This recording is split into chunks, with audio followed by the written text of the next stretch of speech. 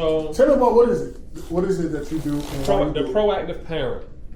The proactive parent. It's all about helping parents teach their kids tough lessons before they have to learn the hard way through the unnecessary pain of trial and error.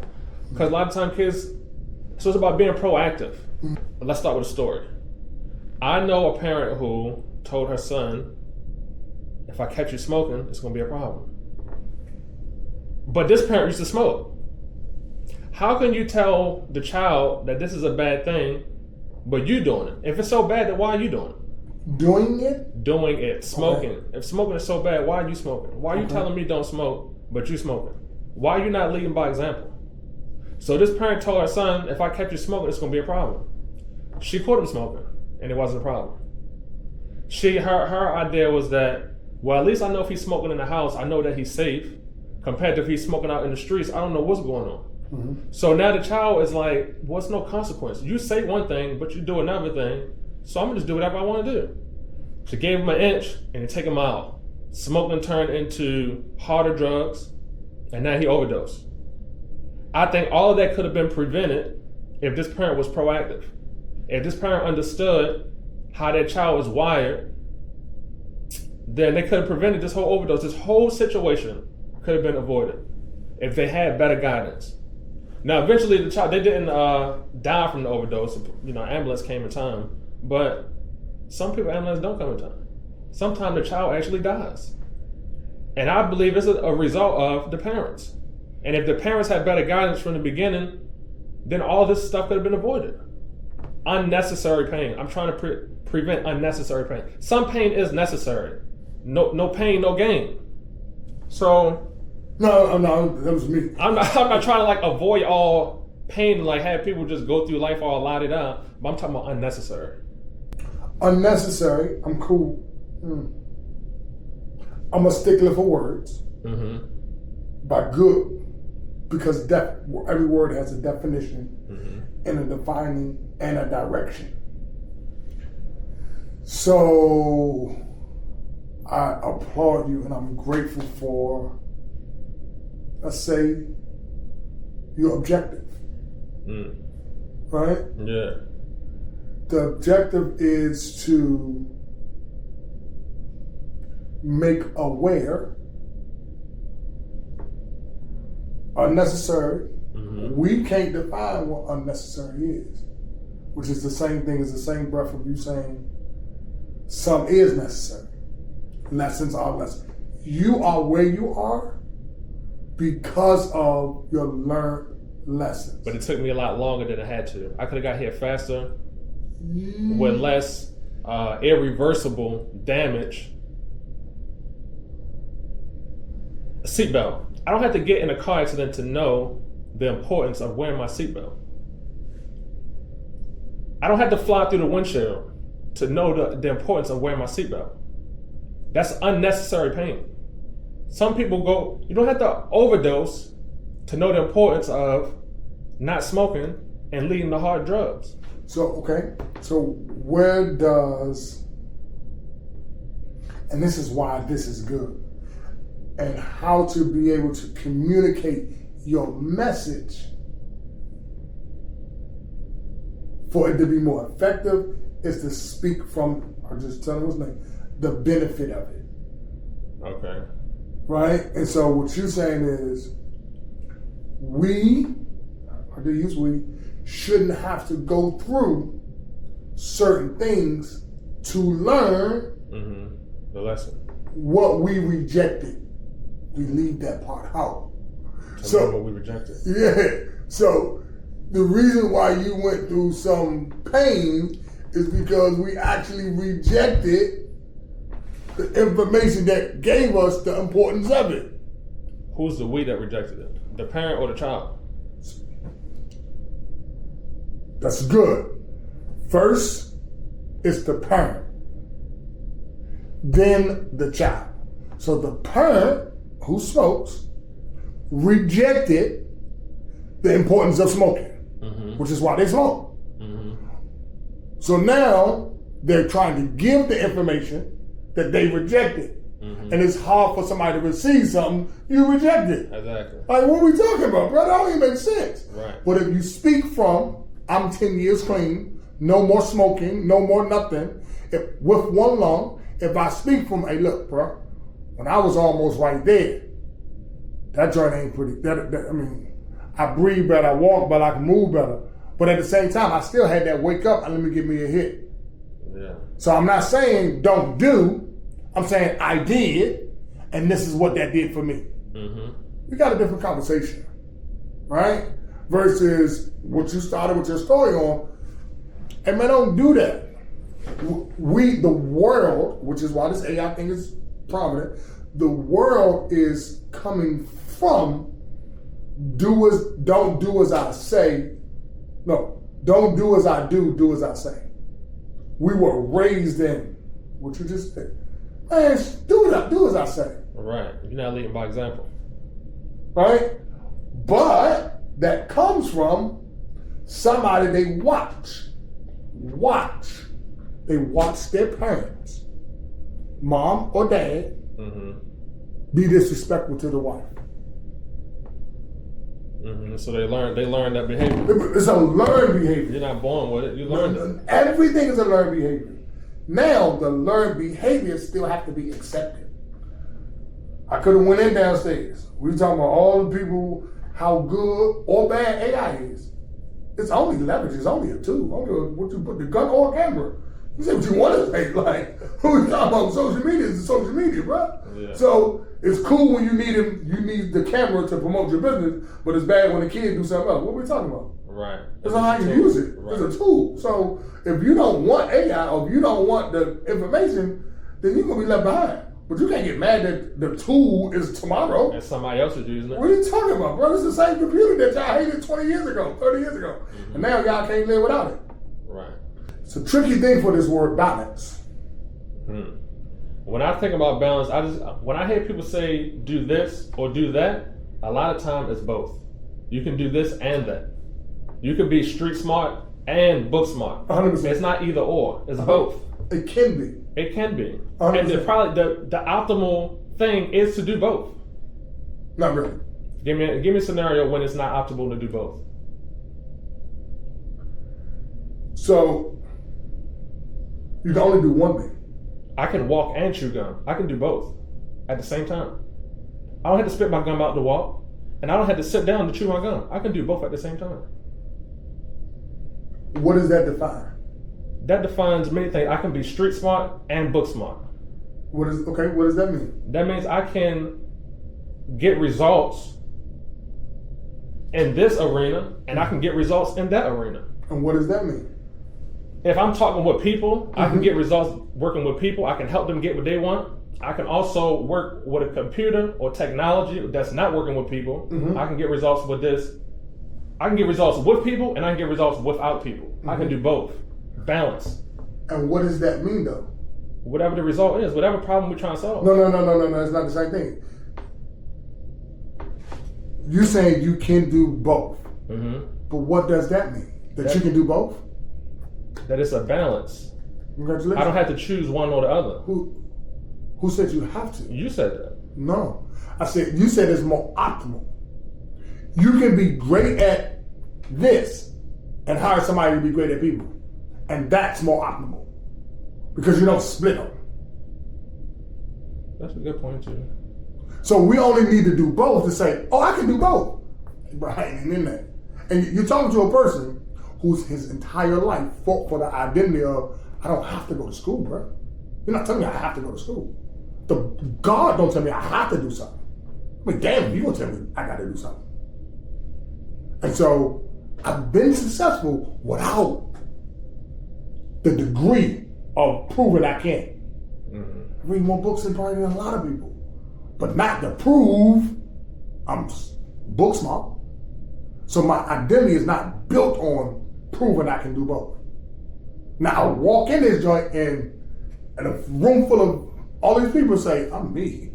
I don't need to dress up to say I can dress up. Give a damn about that. You see what I'm saying? So I don't have to prove I can do both. I'm just both. So I don't have to do both. I just have to collaborate with the people who do both. I know who's great at. That's my take. Don't make it. It's not a one way. Right. But my belief is, well, I just collaborate with somebody.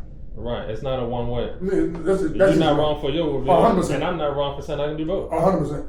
So what are some things that you hear dads say? What are some things you hear parents say about challenges with their kids? So that's. Would you agree that it come down to communication? 100%, 1,000%. Yeah. So when I took my breath, and I was about to say that's almost a good question. It's not a bad question. It's just me. I worked in the school system. I mentored a company. I mentored parents. I'm so hard on parents. I'm harder on parents than, I'm probably more, not as hard as you. But that's because I'm more defiant. And I done work with parents. I've been doing it for 25 years, right? And you've been in the game for a minute, right? Yeah. But I worked in ministry, schools, nonprofit, own mentorship. Like Dad said, they want me to do workforce development. So one of our nonprofits is a workforce development for the entire, right? And so they want it for the kids, but it's about the parents too, right? And so a lot of things I communicate to the parents is be the kid you want it. Be the kid you want your kid to be. Not be the parent that you wanted as a parent. You can only do that if you operate from the kid space, because you have no control over the parent. You said be the kid that you want your kid to be. Okay. What does that look like? What's an example? Because you're not saying to act childish. Ooh, that's good. Oh, almost. Because how do we want our kid to be? Do we want him to be childish? It depends on how you define childish. Which goes there we go. Now we're on to something. If you're a parent, I want to invite you to take 2 free quizzes that I created just for you. The first quiz shows how your parenting style affects your child's development, for better or for worse. The second quiz shows your child's personality wiring, their natural strengths, blind spots, and what do they really need from you. Because every child is different. When it comes to parenting, there is no one size fits all. When you combine the 2 quizzes, you'll start to see a clearer picture of your family dynamics and how to proactively prepare for problems before they ever happen. It only takes a few minutes, but the insights can support you on your parenting journey forever. If you want to have a stronger connection and less stress with your kids, then click the link down below or visit proactive.devintrent.com. All right, back to the video. So when you said, I promise you, what do we hear parents say? They acting childish. And when I get that, I'm like, all right, so you tell me what childish look like. And then they'll say something. And I will say something like, so sound like that's something you did at work today. That ain't the point. Okay, so I get that that's not the point. So if the child saw you talk about somebody on the phone, your boss, on the phone at home with your girlfriends about what happened at work that day, if they heard you on the phone talking about them to granny, cousin all night, then you go to work and you respond and then you come back, it sounds like they've got examples on how they should act in school. Right, following your example. I'm not saying it is, it just sounds like it. Yeah. Because I work with kids. They come in and complain about the parents. And you said the kids acting childish. But you are saying how, and I tell my wife all the time, y'all just sit on the phone and talk about the boss. But then you want the kids not to talk about kids. Help me understand how that makes sense. Right. And then we tell them to stand at child's place. Help me understand. When y'all sit around and talk about people, whatever that is. Yeah. So they're not getting it from TV. Right. And then they watch you watch this foolishness on TV. Like, exactly. Make it make sense. I'm not here to beat you up. I'm really here to help you. if there's something we want our children to do, we at least got to show them. Or how else would they know? If we don't teach them, who gonna teach them? No. If we don't teach them, who are? Who are teaching them? Right. We not. If we not teach them, they learning something from somewhere. Somebody is teaching them. Yeah. So we can't do the. Oh man, I'll play with them. Yeah. Because they learning something. I mean, if you learn something, right? You didn't wake up. I tell all the time. You didn't wake up like a fried chicken. You didn't. Where did that come from? You didn't wake up wanting to smoke. You lit your mother's cigarette on the stove, and one day you said, "I'm gonna take a puff." And then they wonder why you got the smell of smoke. They only smelled it because they told you to go light it on the stove or go play the number. So if they tell you to go do something else, these are why the other kids are so aggressive. Like he just said, man, the kid got a 12-year-old app on his phone to remind him to brush his teeth. Now, if you think they ain't gonna build a company in the next 3 years, you're crazy. Right. Then what are we telling our 12-year-olds? That ain't what I'm here to debate. But what we do know is we were kids at one point, and we're sponges. So if we want our kids to learn something, teach them. So what's the solution? What steps can we take to solve? You gotta sit down with the parent. Sit with the parents. Yeah, you gotta. So you have to be able to sit with parents, teachers, and see them. I quit the school system because of the teachers. What's the story behind that? What was the point, the boiling point, the straw that broke the camel's back? All right. So I was working in a school in DC, and I still have some relationships with the school in DC. All the schools in DC. I was working in a school in DC, and it was a known school up northwest, supposed to be good school, but it's in the middle of both sectors. So northwest is upper class, but it's also across the street from where it go down at. Then it's around the corner from the Spanish population, right? Which is MS-13, right? Where it's real at, right? Now, Michelle Obama came to our school, take the pictures and do all the little foolishness, right? When I say foolish, I mean optics, right? Right. I was there to make a difference, because I communicate well with students and working with the kids and mentoring. I do all that stuff, but at the same time, you love on the kids, but then you got more challenges with the parents. With the teachers who coming in with their little challenges, and I'm like, well, yeah, I got more issues than the kids. Why are you in here whining about that? Like, what are we talking about? And so it was situations where the kids would come in and we have stuff, and they'll send all the kids to me, and I'll do detention and check them and walk them through certain stuff. And it was one of those joints when they were passing kids. No child left behind. Yeah, that little thing. And I wasn't with it because I come from DCPS. And one of the reasons why I work the way I work with kids because they don't get the support that we needed. And what happened was one of the kids came in, it was a kid one of the kids they gave me, they were going to pass the kid. And I was like, man, how?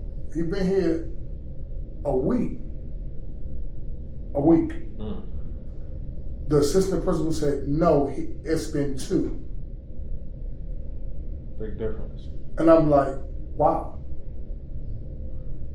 And I said, the summertime he'll break into your car and he'll be locked up in a month because you kicking the kid out of school. Yeah, and she's like, well, he's aging out. I said, but we didn't give him no type of program. They was like, Nathan, why you acting like you're mad? Or I'm like, how are we helping the kid though? Right. And he said, well, that's the way it is. I said, well, I won't be back. And they were like, so you saying you're not coming back? I'm like, there's no way I'm gonna be a part of a system that's working against the kids. Like, it don't make sense. We have numerous of men in the building. I'm talking about some of them are my good men that has degrees and we can sit down and have, we've been doing it. And y'all get money for this. And y'all just gonna kick the kid out? Not me with this foolishness. This was like 7 years ago. And their line of thinking is that we pass him because he's aging out. So behind the scenes, it's a number. So, right, you know, it's aging out. They get paid for these kind of kids, right? IEPs, they get paid for them. Certificates, they do the numbers. This is when they was really, the success rate is this and this. Hey man, y'all kicking kids out. These kids don't even know their letters, man. Like, right. Come on, Holmes. Now they're out of school. And now they have no choice but to find food. And it's gonna be your car. Yeah. They gotta take care of their sister or brother. Exactly. But you ain't give them no critical thinkers or nothing. Exactly. And then you gonna point the finger, and then y'all wanna take pictures like y'all right. Exactly. I ain't with it, huh? So I go real deep. But then again, I don't fight with them. I build systems to make it win. So we just graduated 17 kids in 3 months in our program, and 6 of them got jobs. 8 of them went to college. Right? Like, I ain't gonna tell you what to do with yours. I'll just build a program that works. Leading by example. 100%. Showing it. Hey, man, I ain't got time to fight with y'all people about what's going on, man. Like, I'm gonna show you what the possibilities. Results. Now you can get on board if you want, but it's gonna cost you to do this because we putting out real work to the community for real. I ain't got nothing to do with that. So we now in Baltimore. We're doing it with Columbia. We're working with Howard County, but we're working. We've done it in PG County. We're doing the work. We had 137 people get hired in the last 2 years.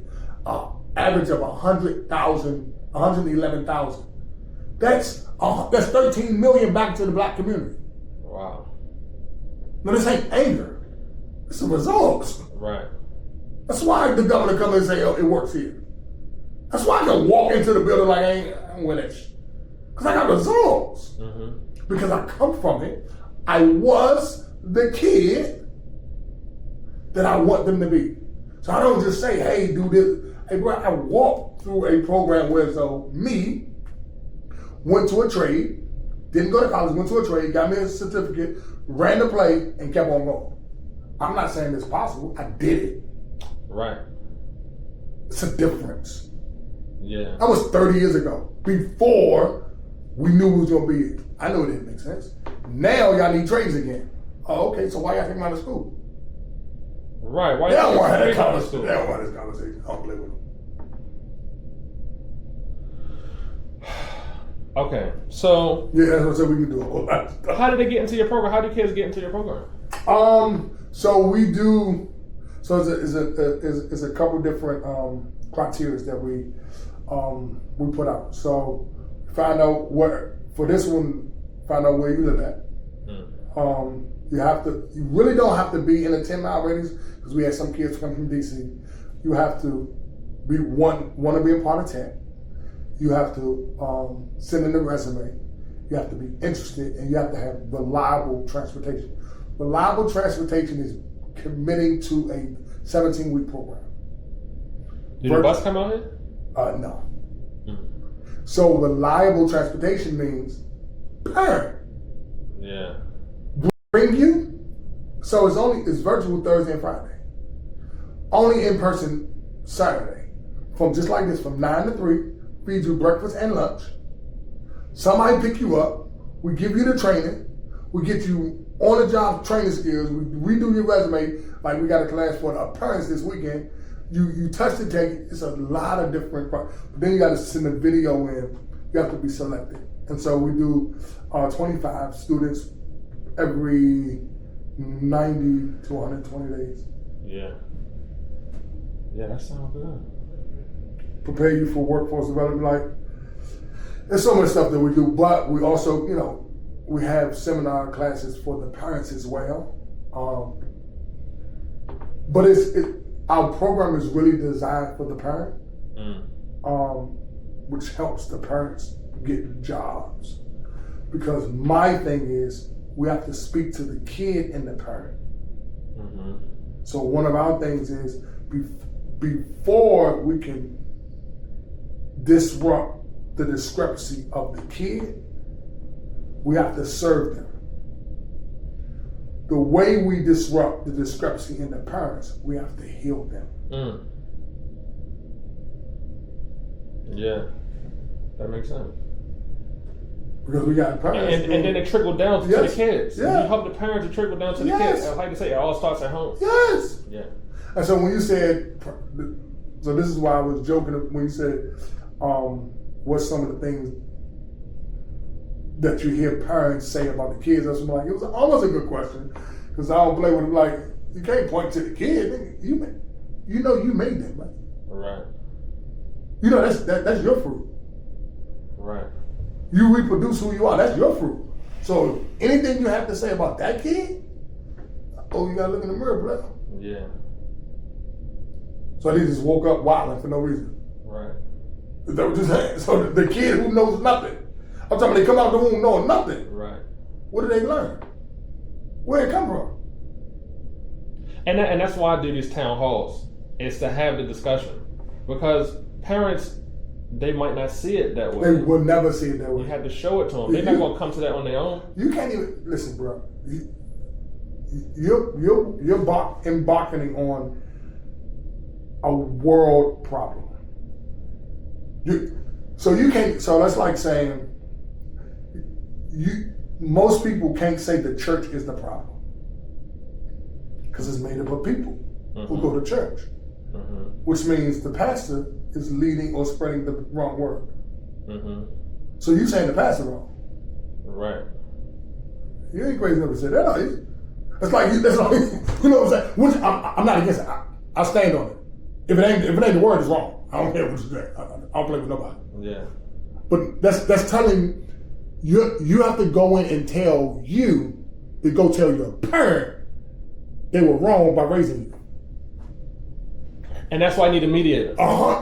That's where we stand in the gap. Matter of fact, or it was a guy who just came, or find out where the parent is.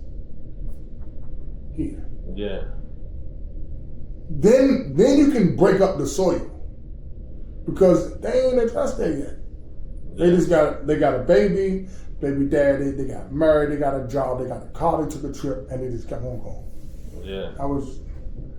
I ain't saying it's wrong, but it didn't help. It ain't right. Right. You ain't even band-aided. You just kept on going. You broke your arm, and you just said, I'll figure it out. Yeah. So that joint is just there. Right. That's tough for the world. We talking about the people who come over without green cards, but they don't have no identity. We don't have one. The church, the world, nobody has no identity if they don't know who they're based in. Because if not, somebody else will tell you what to do. It's a tough joint. And so being able to see the parent, it's like, hey man, how was your child? One of the guys he's going viral now about, he's on Oprah, Shocker or something like that. And it's crazy because these people are just telling their stories, right? And he was like, I know for me, I had to forgive my mother. He was like, man, I had to forgive my mother for what she was doing, on how she raised me. Not knowing what trauma she went through. Exactly. And you gotta be in a space to be able to walk with your mom when she's not willing to apologize or address her trauma. That's a tough spot. Yeah. When they did all they could with what they had, and you're like, dog, I didn't want that shit though. Yeah. You gotta start somewhere. But you only can start if you started. You can't point and say, Mom, you need to heal if you ain't forgive. Right. That's a real joint. Because they might not be willing to say, I'm sorry. Yeah. That's why I said, what you talking about I just found out maybe 2 years ago that my dad forced himself on my mom to create me, and they were married. You know what I said to my mother? I'm sorry you had to experience that. I'm 47. I'm going to be 47. I didn't know. And my dad wasn't really available, but he was a lawyer, and I would go to the court building and get checks and stuff. But in my world, he wasn't nobody. I mean, he was to the world, like he helped people get out of jail and all that stuff. But the nigga just gave me checks. He didn't kind of know not one of my basketball games. So he bought me a tuxedo in elementary, but he wasn't there. Like, yeah. And so when I say living in your dad's legacy or not, or what that looks like, it's not even so much that my dad was bad. He taught me so much by not being for not being around. For just being him. He worked his tail off. He always served, always cared about people. Now I understand why I'm so huge on identity. Because I really didn't know me. And most people don't even get to that place. And so I had to forgive my mom for giving me away after I got shot up at 14 when it was in her best interest, because she had cancer, and she was like, hey man, you got to get out of DC though. And I'm like, why you don't want me? That's all I heard. Right. And it's like, but bruh, I'm battling cancer. She didn't tell you that? No, I didn't know that until I was she came to see me like 15, 16, and she had breast cancer. I didn't know. I'm like, well, what happened to your titty? She's like, I had breast cancer. I'm like, what? Why she didn't tell you? She didn't. Parents don't. So one thing most people don't know, I was telling my wife, we don't hide things from each other. We think we're doing them a better service by not giving them more stuff to focus on. You said, so you would suggest not hiding things? I would absolutely commit. What are we talking about? Yeah. Communication is the best thing. Communication. So has because you're robbing me the opportunity. Right. Of not having a solution, of the least understand. Exactly. Because in any person's mind, is I don't know, I gotta assume. Unless you tell me. That's a problem for a kid. Yeah. And you thinking I should know that you're paying for a roof and food and whatever else. Yeah. Not even knowing what I'm dealing with going to school as 10, 12, 11, 13. And I should be okay with you buying food, putting a roof over my head, and the clothes, whatever you present, and you work your tail off. Right? This is what I tell a lot of parents. I'm talking about you expect or rely on the government. Here's a bar for me. You expect or rely on the government to pick a parent for your child. How is that? Because the government get to choose who the teacher is that raised your kid. They spend 6 to 8 hours with your child, and you get 2. Ain't that something? So the government get to tell your kid who their parent is. Yeah. And you okay with it. It sounds like you're an advocate for homeschooling. Oh man, absolutely, bro. Yeah, me too. What? If you gonna be a parent, who gonna teach your kids? These people? Hold on. What you're saying is you don't like the people. You don't agree with the people. You work for the people. You work with the people, and then you want the people that you don't like. You talk about to raise your kid. Right. Make it make sense. It don't make sense. Okay. So what we talking about again? Yeah. This how deep it is with parenting and. But like you said, you got to start somewhere, but you got to start it. This is starting it. Have 100%. No question. Have a conversation. So here's what I would say, and this is the biggest thing I will stay with you. What you're doing is phenomenal. I would ask more questions. I agree. Less statements. Ask more questions. 100%. So why? And here's one of the best things. AI. I've been doing this since I was a kid. The Science Fair Project. I run my entire every day for the last 40 some years of who, what, when, where, why, how.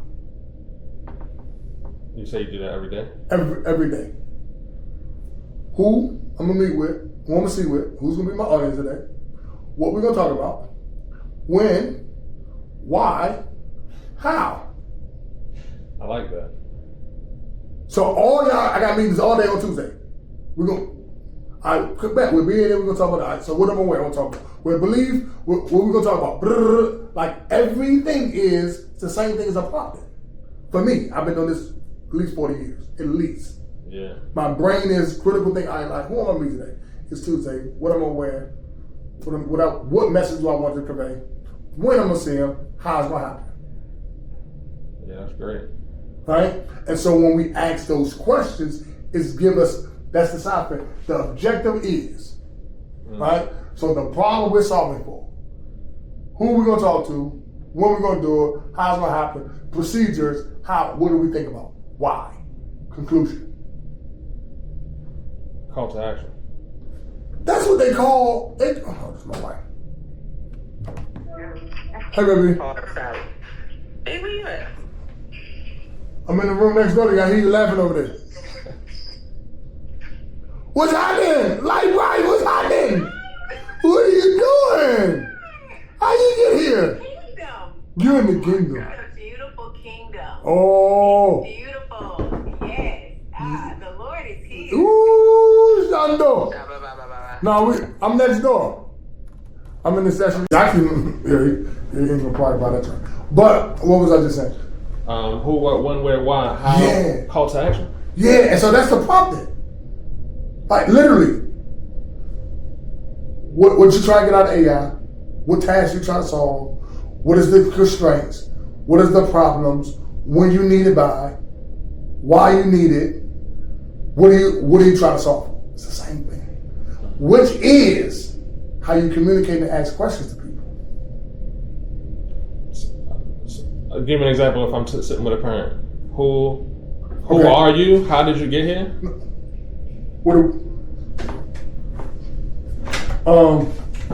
What's up, big man? I got, what you doing? Huh? What you doing? Supposed to meet with T. Oh, come on in. No. No, just sit in for a second. Okay.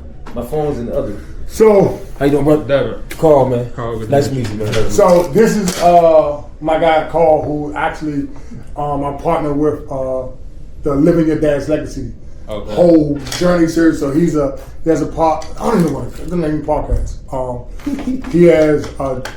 He's a content creator. I'll just say that.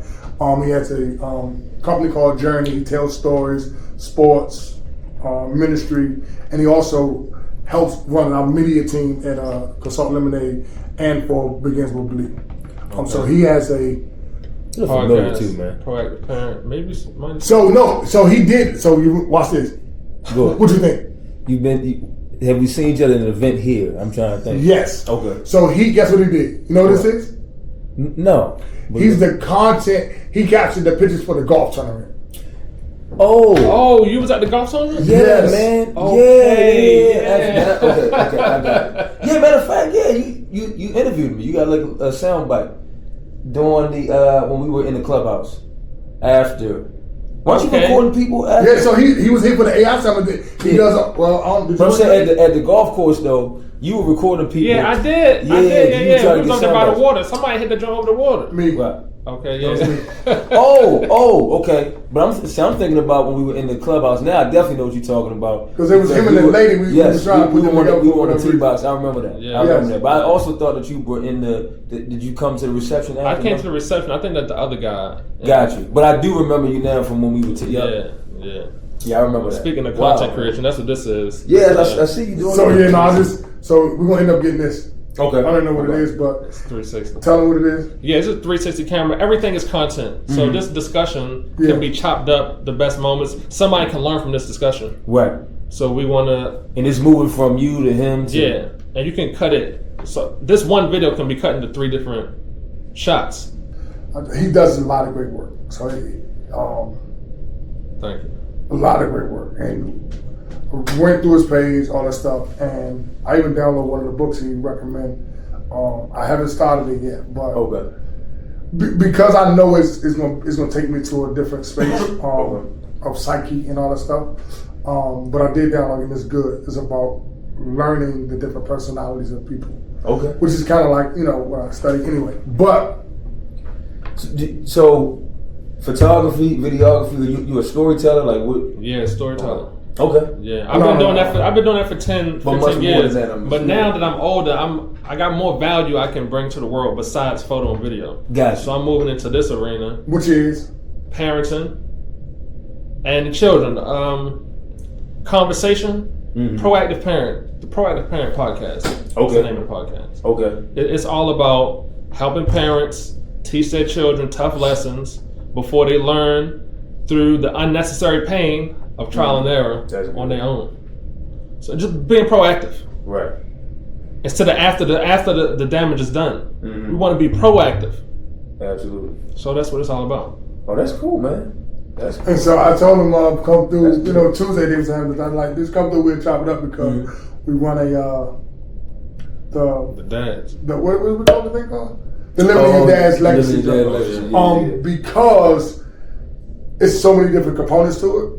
And we're getting into how parenting plays a part of the child and how the child and the parent plays a part on raising the child. Right. And the inner child of the parent. Yeah. Yeah. And so we got a lot of different men that come to the table. Yeah. And we have these discussions. So, and everybody has some sort of, whether your father was in your life, not in your life, you got a connection there. So that's something that, Wally's always tapped into that, living in the dad's legacy. And my father and I, we started something during the pandemic called Like Father, Like Son. We've always had a great relationship and have done a lot of community work, church work together. So we wanted to come together and do something together. So during the pandemic, we decided to start like a show. Okay. Sports and community show. We talked about different sports topics, community topics, but we also have jumped into the community, and now we're getting back to doing some outreach together.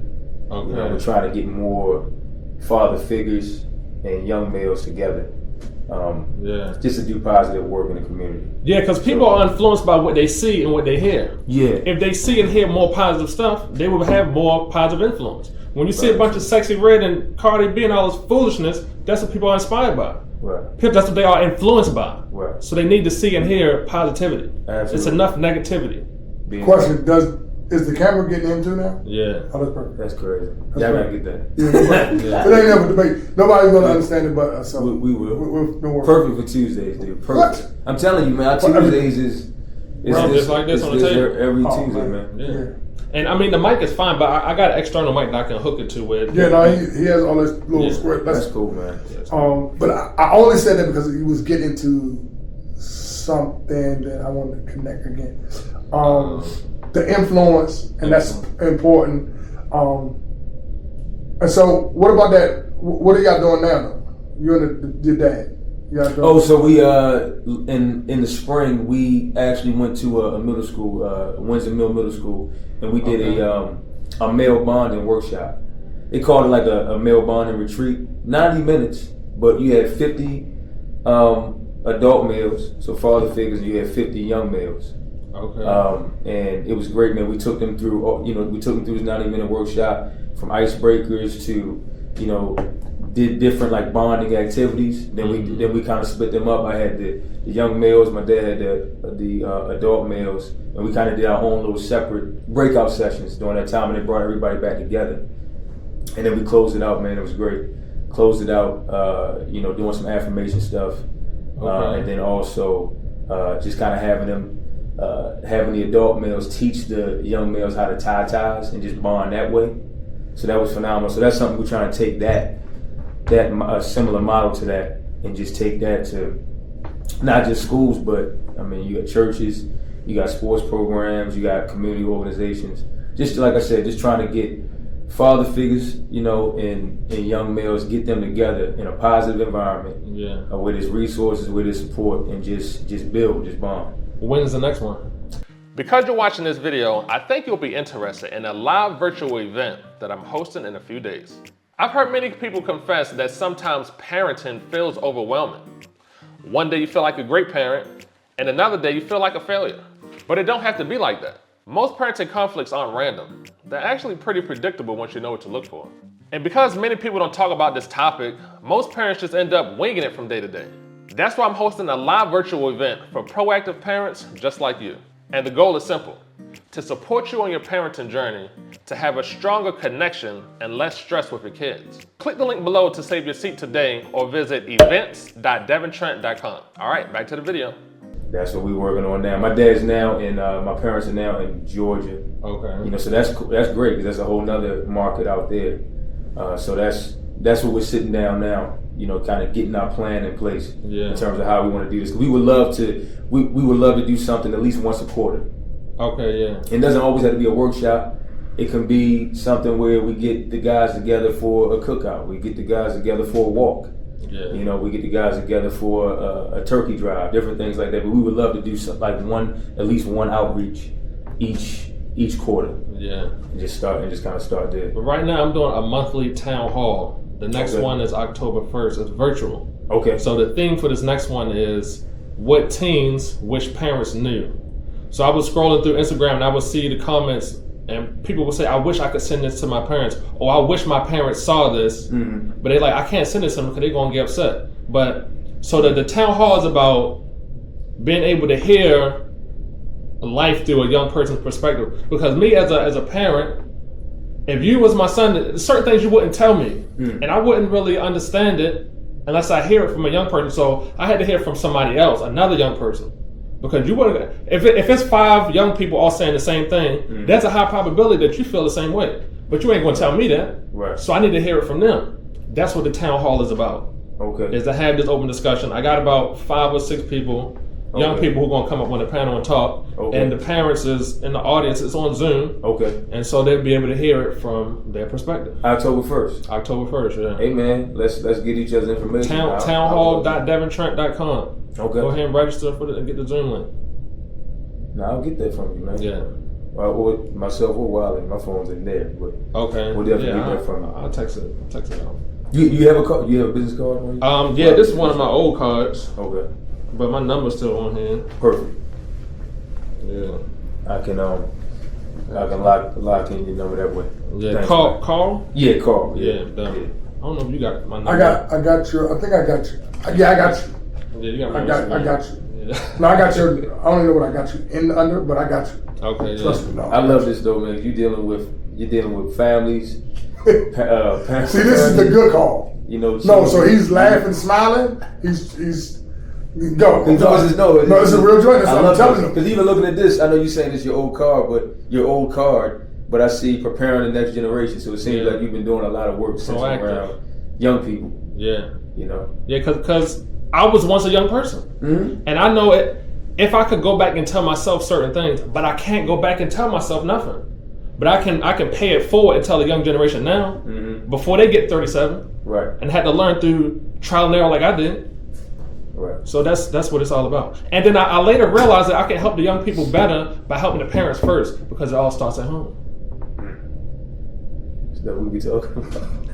No, that's why, and this is my big brother, but that's why he's phenomenal, because obviously everything that we do here is, you know, it's God focused. So just letting God work through, speak through, work through. Exactly. But what's great about him is I'm 35. We met when I was 33. So me coming into this space, I was already used to being around people that were, you know, had paved the way for me and older than me. But it was great to get to a table like this and meet a brother like him, and to be surrounded by more great people like him that's, you know, my age, a lot of older than me. And then we even have some that's younger than us. But it's just kind of great from generation to generation to be able to pass something on, pay something forward. So he had mentors, and now he's mentoring others. Still have mentors.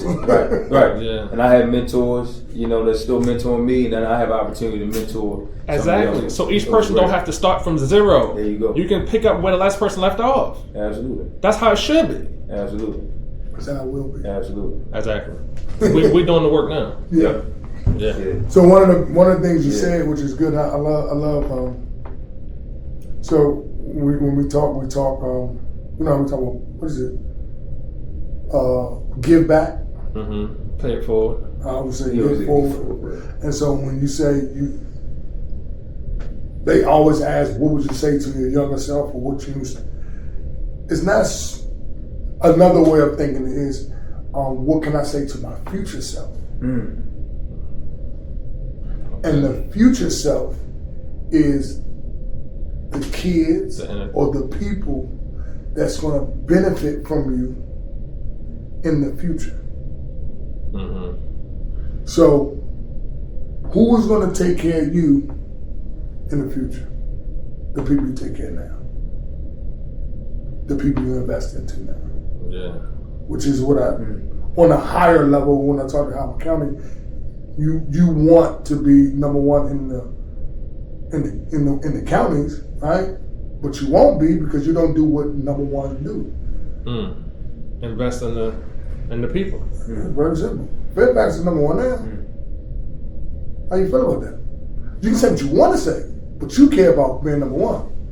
So you got to do what it takes to be number one. You got to invest until tomorrow. Because if not, those kids, they come to see you. That's all. That's great. It's very simple. No, it's crazy because we do a tech talk every month. Okay. And we just dropped it today. The one for September. I was about to show them a little bit of it. And I just posted a clip from kind of what you just said about basically investing in, today's youth are tomorrow's innovators, right? So like the two guests that we had on the show for September, 18-year-old freshman college students who just finished the 17-week program called Lemonade Life Skills that we saw Lemonade hosting. 17 weeks, man. It was programming every week, and they graduated during our Family Tech Summit. But it was great to just have them. They had a conversation. I mean, I interviewed them on camera, but they were having a conversation about where they were before they joined the program, and what it was like, going traveling through their journey through that program, and then how they're going to be leveraging everything they gained during that program for what they're about to do in this next chapter in college and beyond that. So no, that's Wiley's. He's absolutely right, man. Us investing in them, that's going to take care of us in the future for sure. Right. It's a real thing. It's important. It's what funny. I run circles. I love talking to them about what they want. But if you want tomorrow, like they get, man, if you want tomorrow to be better, invest in it today. Like it's not hard. If you want your life to be better, put work in today. Right. Right. Surround yourself. I think I'll probably do this later on. Surround yourself with those things and people that will benefit you. I got this joint I got from one of my people. 25 words. You are the sum of 25 words. So they always say, show me your 5 friends, I'll show you your future. So these 5 friends. That's good. We can do something like that. 5 friends. It's you. But each one of these friends, what's 5 words that represent them? They all might be different, but they all represent something that attracts you. Some could be funny, some could be real, some could be business, some could be financial, some could be married. He could be cool, he could be this and that, he could be fly, he could be, but it all represent you. And these 25 words is your sum of who you might be. Bro, that's so good, man. Yeah, that's a good. We did. I got something similar like that from somebody. From this guy was younger than me. I got that from him. This was like weeks before my dad and I were going to do the workshop. So when we did the breakout sessions, I took that exercise. Yeah. I told myself, bro, I gotta use this. So I took the exercise. He did his a little different. I love this because he did his a little different. He did it he set it up like this. If you look at your life, you look at your inner circle right now, who are the 5 people you spend the most time with? And if you look at their qualities, and that's going to be the sum of what you are, right? So this is really good. And see, we wrestle with our purpose, our identity, but not knowing who we hang around in the trap. But these joints define what you appreciate. Right. Or else you wouldn't be friends with them. Those, why would you? Right. Everybody ain't trying to be rich. Everybody ain't business owners, but they have qualities that you appreciate. And those words, when you define those people, you're like, you know what? It's because and you're like, you know what? I appreciate these 25 words. And anything outside of these 25 words, it's a no. So this is your yes. These 25 words is your yes. If it falls under these, and if it don't, no, it's cool, but it ain't for me. Well, man, I'm stealing this, man. Because you know, I just had orientation for seed school.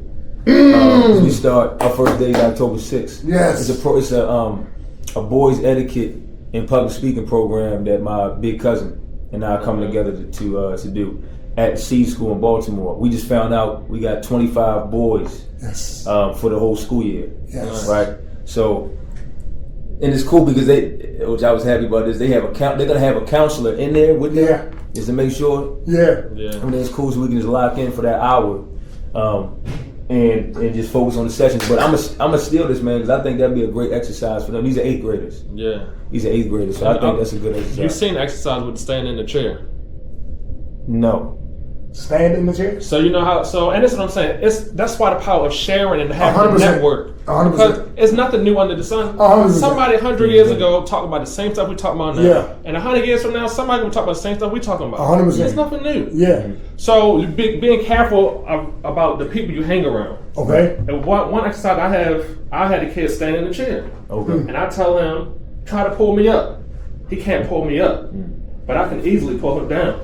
I like it. To demonstrate how easy it is. I like it. Depending on who you're hanging around, it's easy to pull people down. Yeah. That's good. Yeah. And being around negative people, they're gonna pull you down. Yeah. And you trying to be positive, it's hard to pull them up. Yeah. That's good. And so Steal that with. and I was gonna say you gotta walk. You can walk this backwards a little bit because it goes into this. It goes into who you hang been around. Yeah. Like, of course, I preached this before. We always communicate guilty by association. Like I've lived it. I've lived it. Whereas though, and we can talk about TV of how people get shot up being with the wrong people, and it's one of the shirts I made. One decision away from your life changing forever. One decision away. You can be a millionaire or you can do 100 years by carrying the wrong book bag. That's good. Like real talk. That's true. This ain't up for debate. That's true. Like it ain't up for debate. I literally was about 12 o'clock last night. I was looking at Pharrell rap on whatever thing he was rapping on and Pusha T in it, right? It makes no sense to other people, but I was like, what's right there? Right? Like, at the Vatican? Yeah.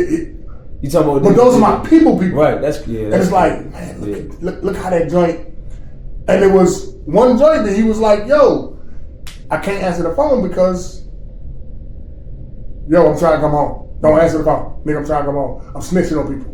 This is real. Niggas do 100 years because they was with the wrong person.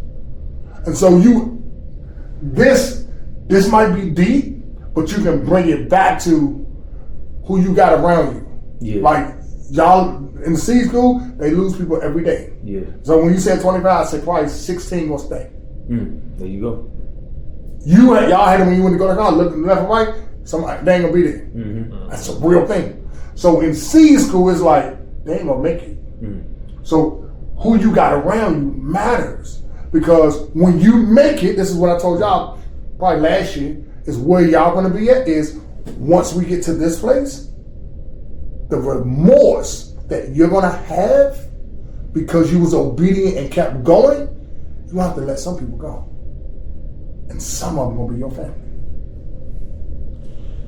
Yeah, what you say just made me think about personality types 100%. and how some people are motivated by different things. Some people are competitive, and if you say to them, "You can't do that," they feel like, "Oh, I'm going to prove to you that I can do that." 100%. But if you say to another person that you can't do that, they get discouraged. 100%. So you got to know who you're dealing with. 100%. You got to know personalities and how to motivate which one, because what works on one person might be harmful for another person. 100%. There's no one size fits all. 100%. And so that's good.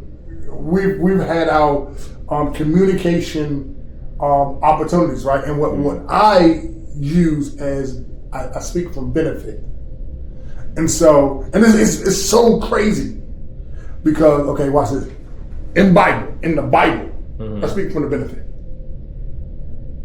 The benefit is if I tell you you can't, somehow the way we're built, what are you talking to? Watch, I'm gonna figure this shit out. That's motivating. I was raised that way. And so that's really not tough love.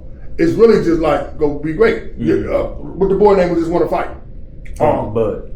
Yeah. His mother made him better by making the other kids around him beat him up. Right. So we say it's tough love, that's trauma. It's like, no, I'm gonna show you how to fight, right? And so I'm trained to quickly figure out situations. Somebody else can't handle that. You can't put that pressure on me. So me, I'm benefit. I'm gonna show you what you will want. All right, what you want. So that's why I say find out what they want, what they're looking for, how they define it, and what they value. Cool. Now let's talk to that. Because I ain't even gonna try to figure out if I can find what you want. Yeah. What you looking for? All right. Let me offer that. Let me show you how to get there. Direct response. It's a difference. So here's the trick to this. I just got this 2 days ago. This is my language. This nigga God. God tell you what not to do before he tell you what to do. My brain don't even operate that way. Because I'm telling you, I don't hear not. I just hear how to get it done. But he tells you, don't be like this. Because this is going to happen. Be like this. He tell you what not to do before he tell you what to do. Blessed are the man who don't walk in the seat of scornful sinners. So he tell you what not to do before he tell you what to do. Don't be afraid. So many times it's don't fear in the Bible. But he's telling you to have faith. But if we say don't, our brain hears we can't. God says, don't be like this. Don't do it without me. It's impossible to please God. So when I read that scripture, I only say that part. I just say, one must believe he is, and then he rewards them. I forgot it says it's impossible to please God without faith. One must believe he is. I took that part out. How do I please God? Believe he is. And so because you saying it's two different kind of people, that's a real thing. I got to figure out what kind of person. Because my brain understands how you think and talk by the way you talk. I already know you're a negative person. All right, cool. So you doubt. Got it. So I got to speak to what you need. But that's a long time assessment. You know what I'm saying? And it don't make you wrong, but downstairs, you got to remove all these lies that these niggas been believing for the longest time. So it ain't that bad. It's you believe you ain't gonna do the work to make it better. So now the world, Trump and everybody did something to you. This shit ain't new. So the Bible bad too? It's a tool. The dentist bad too? It's a tool. Like, what we talking about? You don't like the car either. Bro, what we talking about? That's how we use a lot of stuff. That's everything. That's how we use a lot of stuff. There's no way you turn a phone back. So you don't like the phone. But it makes your life easy, right? So you ain't even gotta go nowhere now. But when they first heard about mother, everybody, when they first heard about the phone or the computer or the telephone, it was like, this is bad. That's change. If you're not willing to change, you're accepting to be left. That's not even real. But it's yours. You can have that. 3 words I got earlier, it was phenomenal. The ease. Oh my God. Yeah. I write what sticks out there. Efficiency, expansion, and edge. Yeah. Efficiency, expansion, and edge. Yeah. What's going to help you be more efficient? what's going to help you expand, and what's going to give you the edge. One of those joints you want. For me, I always want the edge. When I get the edge, I get more expansion. Get more expansion, it makes it more easy to be efficient. We don't, there's a thing because we want to do everything ourselves. I can get less about that shit. We was talking, we was like, I can get less. Hey bro, look, I'll hire somebody like, look here, one of y'all not do this, I don't know how to do it. I get it. So I can say, oh, you know what, I know where I'm trying to go. Hey, can you make it rain 6? I can get less about it. I don't need the credit, y'all gonna be great. I just want to get to the kid that's gonna help the people. I can care less about who get the credit, bro. Yeah. Let's just help the people. You want to take the picture, I don't give a fuck. Just give me the money so I can go help these kids and everybody can be good. I've done my job. I've done my job. It's a difference. Because, you know, I'm not saying I'm better than others, right? I just care about what I care about. And that's all I can focus on. I only can focus on my assignment. My job is to create, collaborate, and contribute. Depending on which room I'm in, or when I need to do it, is what I'm gonna do. Yeah, because you can only control yourself. That's it. You can't control other people. I can't. You can influence them, but at the end of the day, it's their decision. And that's tricky. I was just telling Tierra this yesterday. It's tricky. Because one, we underestimate our influence, which stems from our identity. And so when you underestimate your influence, you're leaving it up for somebody else to tell what they want to be influenced by. Mm-hmm. So you didn't know they was watching you. Yeah. Because you don't think you're that important. And now they just caught on to you smoking. Yeah. Because you forgot that they watching you in the family and they watching how you be married and you ain't saying that to them. Hey, bro, you just underestimated your influence. Because you don't know who you are. As in your family, you are the change maker. You are the one responsible. You are the one that's supposed to start a new joint. But because you underestimate it, you think you can just go on and be lazy. And there's consequences. And then those kids come up and like, well, I seen you respond the way you responded on the phone with your boss. So why the fuck am I respect the teacher? What you talking about? Like, what happened? Real talk. You was just down there, auntie. So what do you mean? Why am I supposed to listen to my coach? Oh, I thought you said you loved her. That's what love look like to me. Yeah. And it's gonna break your heart when you work your tail off to give them something you wasn't being. Yeah, I heard a brother tell me the other day how he used to hear he be in his room and he in the other room, dad beating on his mom. And then he grow up thinking that that's normal. Violence is regular. Mm-hmm. And she come back. So when he grow up in the streets, he like, oh, the violence is normal. And you wonder why kids so violent. They grow up around it and it's normalized. And you hear, okay, how eloquently, this is my new joint, it's bad. How eloquently we present cocaine is still sugar.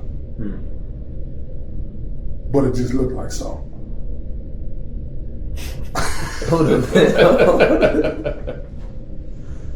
It's addictive behavior, but it sounds good, but it looked like salt. So because you beat on her, bought her a tennis bracelet, made her sound good, you thought it was love. And you wonder why every preacher, every AI person, everybody is speaking, watching TV as trauma. Because they selling you cocaine. Telling you it's sugar. Because it looked like salt. It's pretty good. Real talk. There's a new. I ain't even gonna tell you that's a real. I'm talking about it's a real heavy joint. Yeah. And this is what people want, though. They actually want you to give them push to be addictive because it sounds good. But none of all of us have certain things that we can improve, and just get better in. So you might want to be careful with looking at people and just laughing at them being condemned or them being in a bad spot. Or dealing with the consequences of their actions. 100%. This is stuff that we've all done that could. 100%. Yeah. Yeah, 100%. Because, and that's a good point. With all of this stuff that happens with work and one bag, whether it's council culture or whatever, or being treated some kind of way for the kid or the coach or at work, when say the administration has gone the way it's gone and jobs get whatever, and how you respond to that, and the kid sees that, you can be affected by it, right? And so when you're affected by how you respond to it matters. I know when the pandemic happened, when the pandemic happened, we had a small committee and we was putting together on how we're going to serve the kids as they go back to school.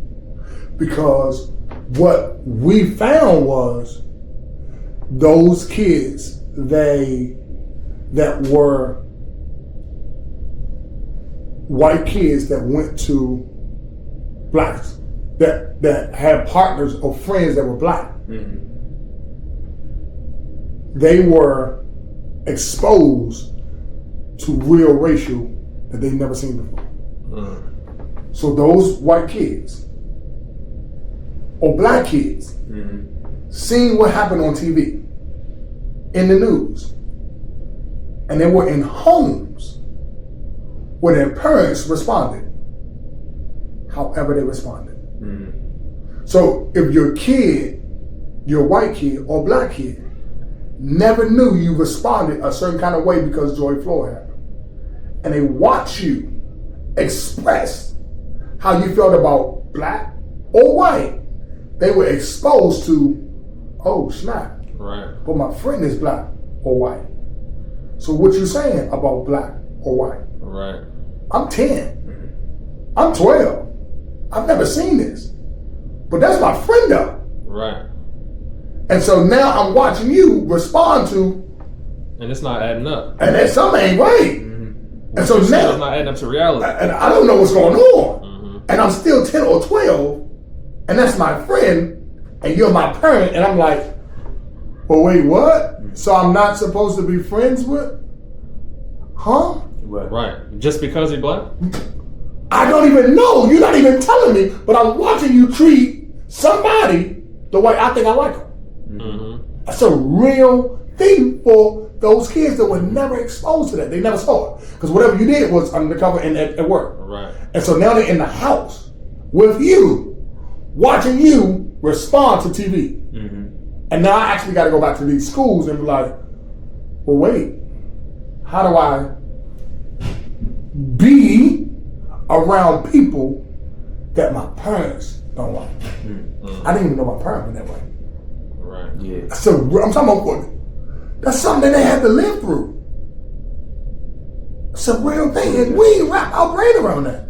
Yeah. For a kid that they've never. The parent didn't know that Trump still was. That's why I was like really on, like, yeah, Trump, because he exposed what was really going on that surface. That's why they hated him. Like, he brought up the real, how niggas really felt. Exposed people. Similar to what's going on with Charlie Kirk's situation. 100%. Yeah. I don't even know who this guy is, but they. Yeah, I didn't follow him much until that. And this is what I said yesterday. The other day, the question was, and the kid, one of her niece, was like, why they didn't take it down? What his video. content or that video? The video. That video. They take other people's stuff down. When you were talking about COVID at a certain point, it automatically got flagged. The kid, Amani does 13. She said if I would did something on TikTok, they would have something council banned, something. Oh yeah, shadow ban. And yo, that's a good point, because the social media platforms, they can pick and choose. That's why 100%. You got some people that's just in the algorithm. Okay, there's been times where the content that I post has made its way into the algorithm where the numbers is looking good. Looking good. I feel like right now I'm trying to get back into the algorithm. Right. I'm still consistent with my stuff, but I don't feel like I'm in the algorithm, and just based off of the numbers on certain platforms, not on all. So what I'm saying is, I'll give it an example. It was something that happened. It wasn't. Maybe it was similar. It was a shooting, some sort of mass shooting that took place. Matter of fact, no. When Trump got shot. Okay, yeah. When that happened, and this is why sometimes you guys just sit back and don't get involved in that stuff. But basically, I was trying to. Sometimes I wrestle with trying to find a way to put something out there on the platform that's positive, that's gonna, feed people in a positive way, or maybe provide a different perspective. So my pastor, after the news came out, he just got in the car off the plane and he just put out a video, and he went biblical with it. I thought that it was I thought that the content he put out in the aftermath of that, if you're gonna put something out, I'm like, okay, I can respect that. So I kind of just took a clip of that, reposted it, just trying to share something positive, because you got a lot of people that. So you just reposted it. You ain't make your own. Dude, when I tell you, man, IG is gonna pick and choose what they allow to really circulate. Yeah. So to the point of what you guys are saying, yes, certain things like that, a lot of stuff that's negativity and things. Fueling the fire. Absolutely, they'll keep up what they want to keep up. Yeah. So I don't really think that when you look at some of these social platforms, I don't really think they care how much they're helping or hurting. I think it's more so it's pick and choose. Okay, I'm gonna go ahead and push this, and I'm gonna choose to keep this back here. Wait a minute. Hey, let me fix this. Let me fix that. Look. So I threw that question out there. Well, she said that question. And I said, I don't really get into this foolishness, but here's the better question. Why did they keep it up? To fuel the fire. You said, why did they keep it up? Keep the conflict. There's nothing done without a reason. Oh, yeah. And so if the agenda for media is to push your agenda, what agenda are they pushing? So what you're saying is like, yo, why ain't hitting it? Because it don't follow with their agenda. Right. So if they pushing it, it's like, well, maybe it follow with their agenda. Because to your point, they know what they doing. It falls under something, which is why, remember they did the study on when all the suicide joints was going on, right? Every song on the radio was about suicide. Every song, little 6ix9ine, Voice 5'9", all the little dumb people, right? They were just going around beefing everybody, and they would promote that joint crazy. Niggas was just dying everywhere. And they was like, yo, give them more pills. They was like, we're talking about media. We're talking about they had movies about the Shy. They had songs about it. They're pushing an agenda. They were paying. That's why a lot of them get canceled, because you telling the dark secrets of, hey man, I'm gonna push you, man. If you talking about drugs, hey man, you can go hit 911, right? And niggas is coming out like, man, the industry is the devil. Now, there's also good in industry. You just don't hear a lot about it. And so our job is to understand both sides of it and water the good, because there's good media. We just don't control a lot of it. Right? And so, and the good media that they push, most people already on their side. And so they make it sound like they good media. But the big dog did say, at the end of the time, you will hear the kingdom pushed more. You heard about Pastor Jennings? Pastor D from New York? Philly. Geno Jennings. Geno, no, he was a wild one for a while time. What happened? You heard about? Would you say he was a wild one? Yeah. What you heard about? Oh no, I don't know. I just know he's been wild. He's been Geno Jennings. Oh yeah, no, he's worse than Jamal Bryant. No, what you about to say about? No, when you talk about the kingdom being pushed and promoted, I think that's something that's in alignment with what you just said. 100%. Yeah, kingdom is. So the big dog said, Jesus said, the end of times, you will hear more of self-reliance and the kingdom message will be preached all over the world. Yeah, he just got back from Europe and Africa. They baptized a whole hundreds of people. Yeah. And now he's going to have his own convention center. Because they've been renting places each year to have conventions, but they're about to have their own convention center. Did you know? Wow. Yeah. That's Jamal Bryant's cousin. That's his cousin? They cousins, like second cousins to married or something. Yeah. But they cousins. Yeah, nah, he's way wilder than Jamal. What did God say? Right. Exactly. So one of my guys got culture way, the church's way, and God's way. God's way. Mm-hmm. So culture is the world, right? Church is what they say in the church. That ain't God though. It should be. Nah, I can't say that. It wasn't in the Bible. The word church is not in the Bible? No. So you said upon this rock I'll build my church. so. What you're referencing is the church's way, not the building. I think we should say organization, church organization, or So- like the real true church. So now we define it once Because again. in the Bible, correct me if I'm wrong. In the Bible, it focuses on the people being the church. The right? people are the church. 100%. Exactly. So, Not the building. Not the 100%. physical brick and mortar building. 100%. Yeah. But the people makes up their way. There you go. And even in the Bible, When the people should be following the Bible. and he says to those people, those Pharisees who only live by that, he said, hey, bruh, you remove yourself, Holmes. Don't play about these babies or the elders.